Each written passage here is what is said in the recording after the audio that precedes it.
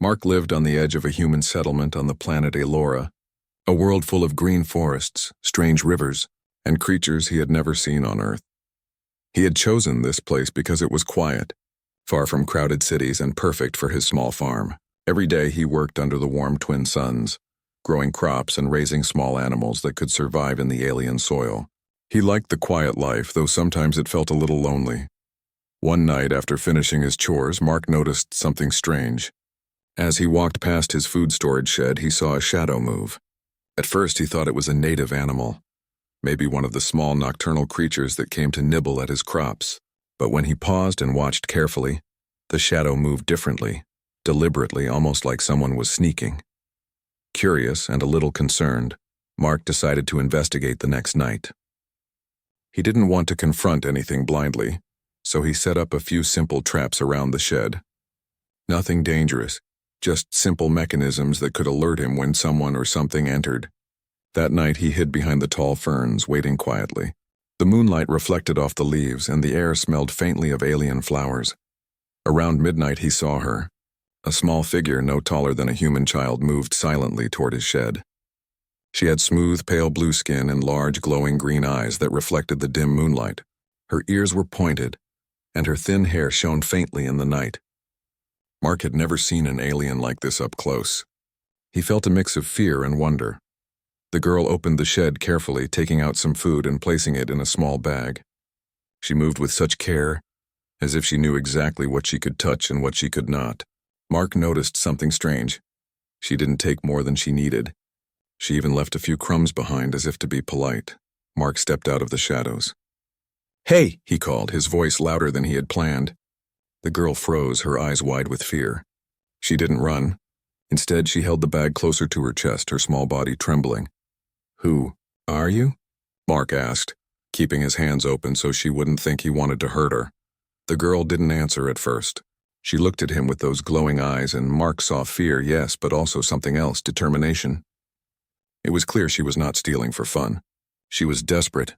Mark decided not to chase her. He wanted to understand.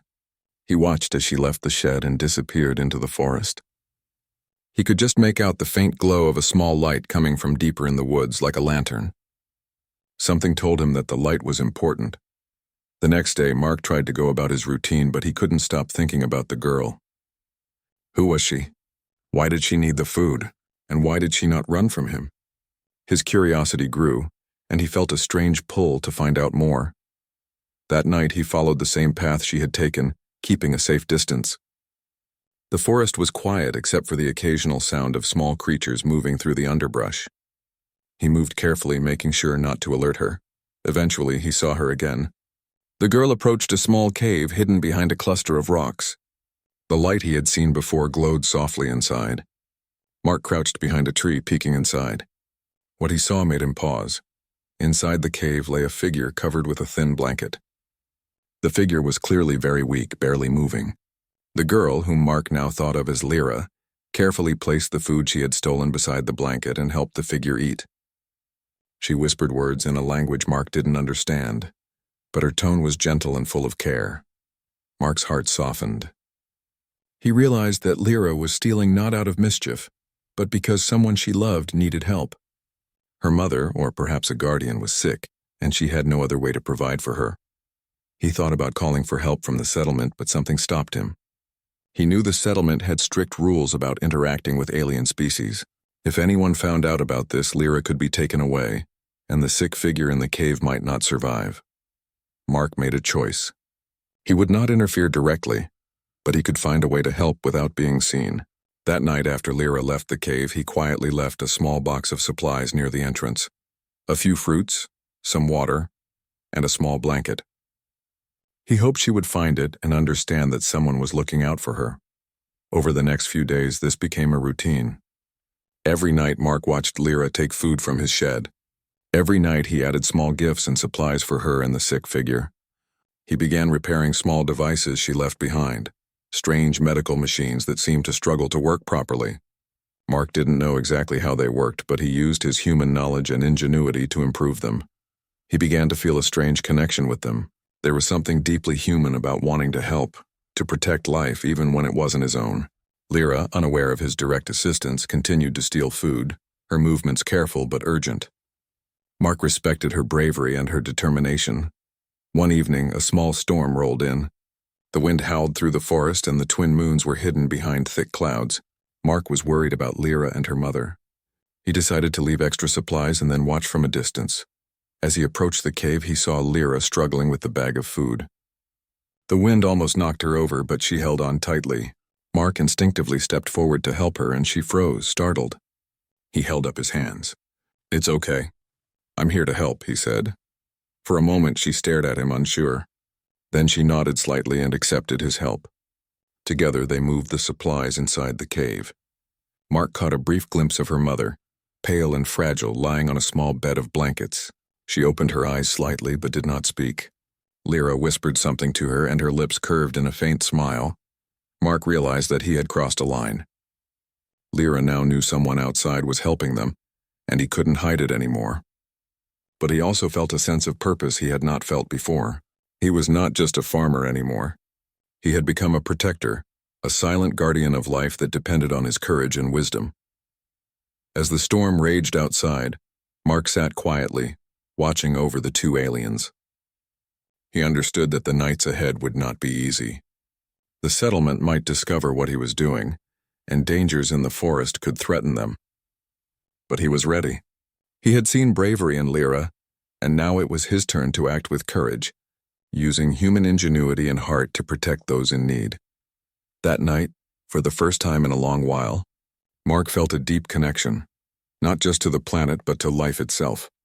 Even across the barriers of species, language, and fear, he understood one simple truth: caring for others, even in secret, was what made humans human.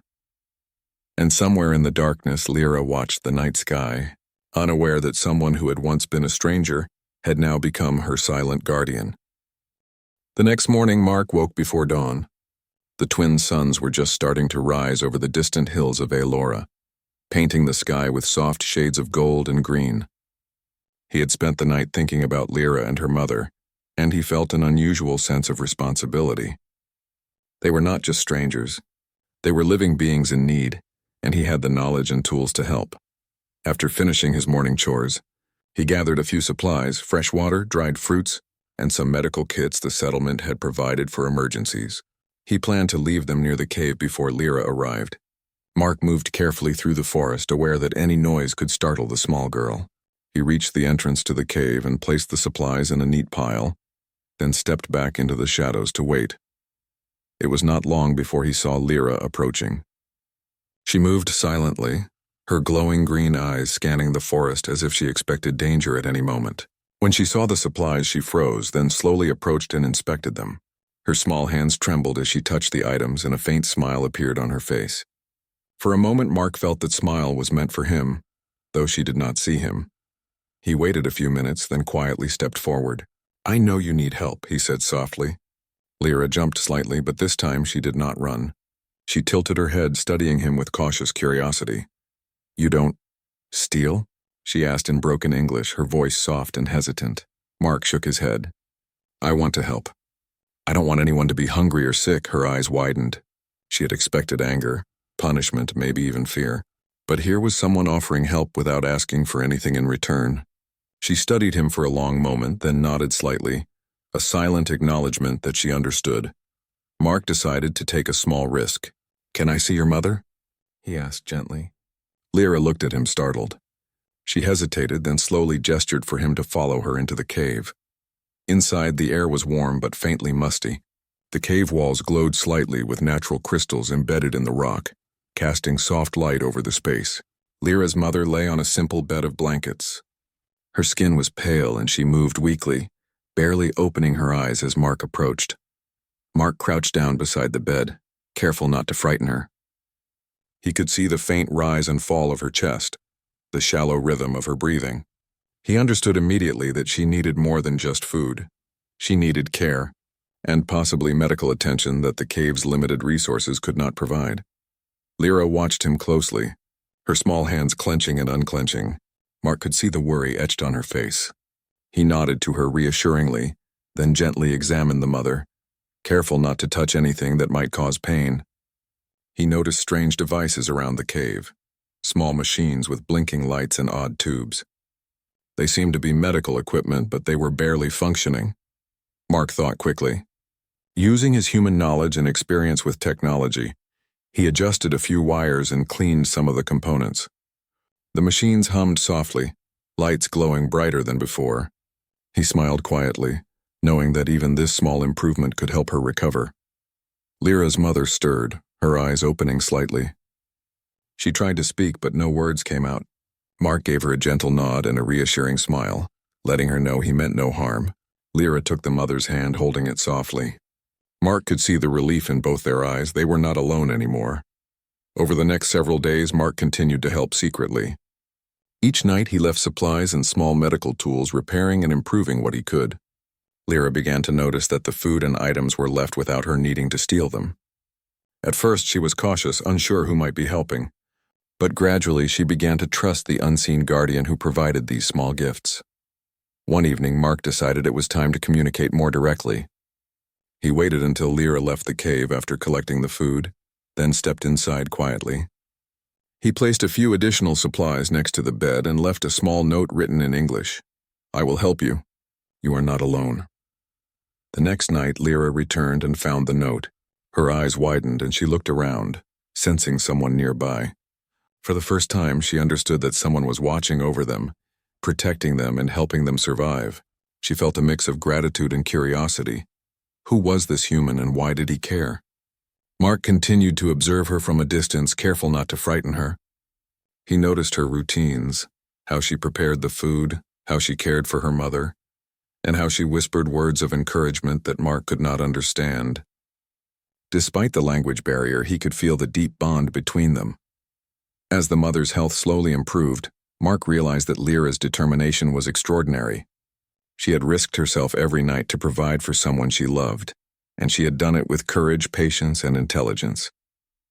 He admired her bravery, and it reminded him of something deeply human, the instinct to protect and care for others, even when it is difficult or dangerous. One night, a new challenge arose.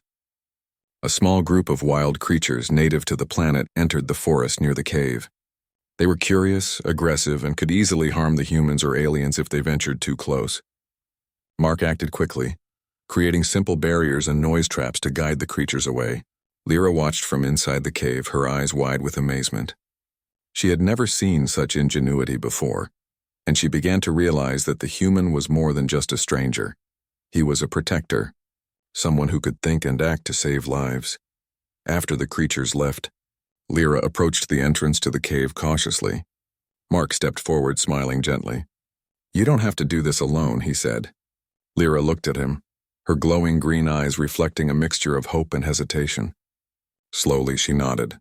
She did not speak, but her gesture was enough. Over the next week, a quiet partnership developed. Lyra continued to care for her mother, and Mark continued to provide supplies, advice, and improvements to the medical devices. Communication was limited, but understanding grew. They learned to recognize each other's intentions through actions rather than words. Mark began to feel a sense of fulfillment he had never experienced before. His life on the farm had been quiet, predictable, and lonely. Now he had a purpose that went beyond survival. He was part of a story larger than himself, one that involved courage, compassion, and connection across species. One evening, as the twin suns set and the forest was bathed in golden light, Mark watched Lyra gently help her mother to eat. He noticed the faint smile on the mother's face, the way she reached out to touch her daughter's hand. In that moment, Mark realized that his efforts, though small, were making a real difference. Life was precious, fragile, and beautiful, and he was part of preserving it. But he also knew that the settlement might discover what he was doing. Rules were strict, and any contact with aliens could be punished. Mark would have to be careful. He could not allow fear or danger to stop him, but he had to act wisely. The balance between helping and hiding was delicate, and one mistake could put everyone at risk. As the night deepened, Mark made a silent promise. He would continue to help Lyra and her mother, using his skills, knowledge, and courage. He would protect them from harm, guide them through danger, and ensure that they survived. And in doing so, he would show something truly human, the ability to care, to act with compassion, and to make a difference when it mattered most. Somewhere in the shadows, Lyra watched the stars through the cave opening. She did not know the full story of the human who helped them, but she felt his presence like a quiet light in the darkness. For the first time in weeks, she felt a sense of hope. Hope that her mother could recover. Hope that she would not have to face the dangers of the forest alone. And hope that there were beings in the universe who could act with kindness and courage. Mark returned to his farm that night, tired but satisfied. The forest was quiet. The stars reflected on the river like scattered gems, and he knew that tomorrow would bring more challenges. But he also knew that he was no longer just a farmer. He was a guardian, a protector, and a friend to beings he barely understood. And for the first time, he realized that being human meant more than surviving. It meant choosing to act with care, bravery, and compassion even when no one was watching. The days passed quietly at first. Mark continued his nightly routines, leaving food and supplies for Lyra and her mother, and improving the small medical devices in the cave. The mother's health was slowly improving, her breathing steadier and her skin regaining a faint color. Lyra moved with more confidence now, though she never let her guard down. But peace on Elora rarely lasted. One morning, as Mark was tending to his small alien livestock, he noticed a patrol of settlement officers moving through the forest. They were armed and vigilant, scanning the woods for anything unusual. Mark's heart sank. The settlement had strict rules about interactions with alien species, and if these officers discovered Lyra and her mother, the consequences could be severe. He quickly ducked behind a grove of trees, thinking fast. He needed a plan. The patrol was moving closer to the area around the cave, and he knew he had only minutes to act. Mark grabbed a few supplies and some camouflage nets he had been keeping for emergencies, then ran toward the cave, hoping to get there before the patrol. Inside the cave, Lyra and her mother were preparing for the morning meal. Lyra noticed Mark entering hurriedly, and her eyes widened. Patrol, she said in broken English, pointing toward the forest. Mark nodded. We have to be careful. They can't know you're here. He quickly set up the nets and some natural foliage to hide the cave entrance. Then he placed a few sound devices he had constructed from old settlement equipment. The devices would create noises in the forest, drawing the patrol away from the cave. Lyra watched him, her expression a mix of amazement and relief. As the patrol entered the area near the cave, the devices began to emit strange sounds, rattles, whistles, and even faint beeps. The officers stopped, puzzled, and started following the sounds in different directions. Mark held his breath as the patrol moved further from the cave, eventually leaving the area in confusion. Lyra let out a small sigh of relief, and her mother gave a weak smile. Mark felt a rush of pride and gratitude. For now they were safe, and his quick thinking had made the difference. After the patrol left, Mark sat with Lyra and her mother. He knew that hiding and avoiding danger could only work for so long. Eventually, they would need a solution that allowed them to exist safely without fear. Mark realized that it was time to act boldly. The next evening, Mark approached the settlement leaders. He carried with him evidence of his work, the improved medical devices, samples of the mother's food and medicines, and logs showing the girl's careful daily care. He explained everything calmly, showing that Lyra and her mother posed no threat. He emphasized their bravery, intelligence, and the life-saving actions they had taken together. At first, the leaders were skeptical. They had strict rules, and they were unsure how to handle alien life forms in their midst. But Mark's reasoning, combined with the proof of the mother's recovery, gradually convinced them. They began to see that humanity was not only about rules and safety, it was about compassion, courage, and making choices that protect life, even when it is difficult. Finally, the settlement leaders agreed. Lyra and her mother could stay safely near the settlement, under observation but without fear of punishment. Mark felt a wave of relief and satisfaction. His courage and empathy had not only saved lives but had also helped bridge the gap between species. When Mark returned to the cave, he found Lyra and her mother waiting. Lyra's eyes glowed softly in the dim light as she approached him. She did not speak, but she handed him a small crystal from the cave shaped like a heart. It was a gesture of gratitude, a symbol of trust. Mark accepted it humbly, feeling the depth of their silent bond. Over the following weeks, life began to settle into a new rhythm.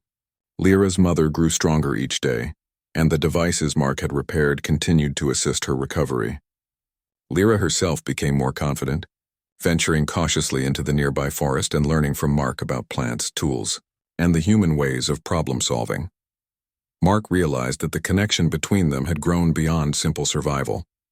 They were a team now, bound by trust, respect, and shared experiences. He had learned from Lyra as much as she had learned from him. Her courage, ingenuity, and unwavering devotion to her mother had inspired him in ways he could never have imagined.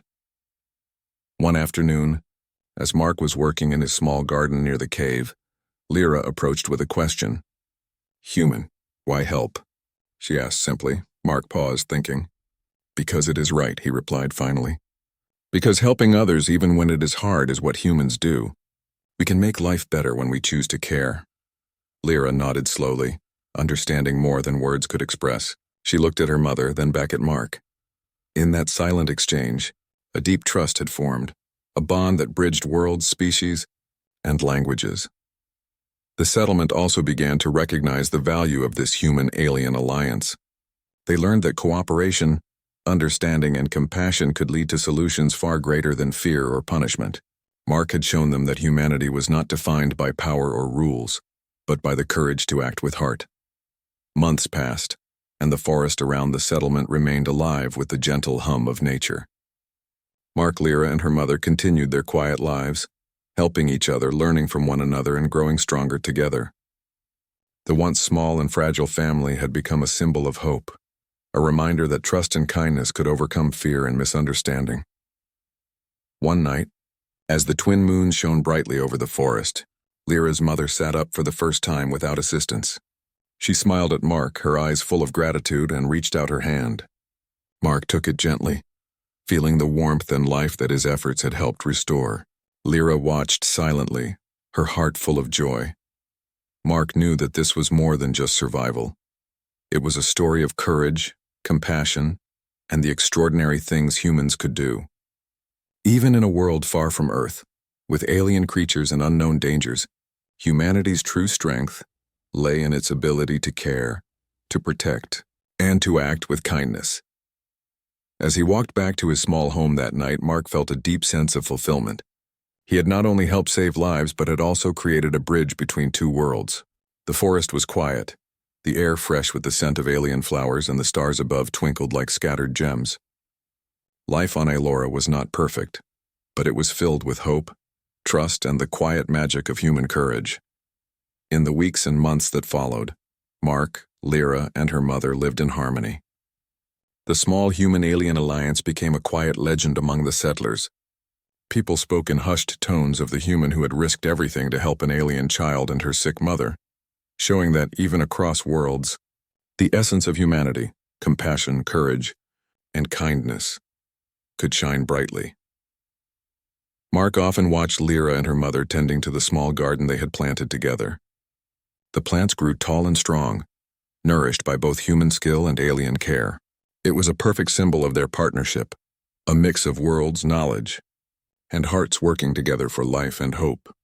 And somewhere deep in the forest, beyond the reach of the settlement, life continued quietly.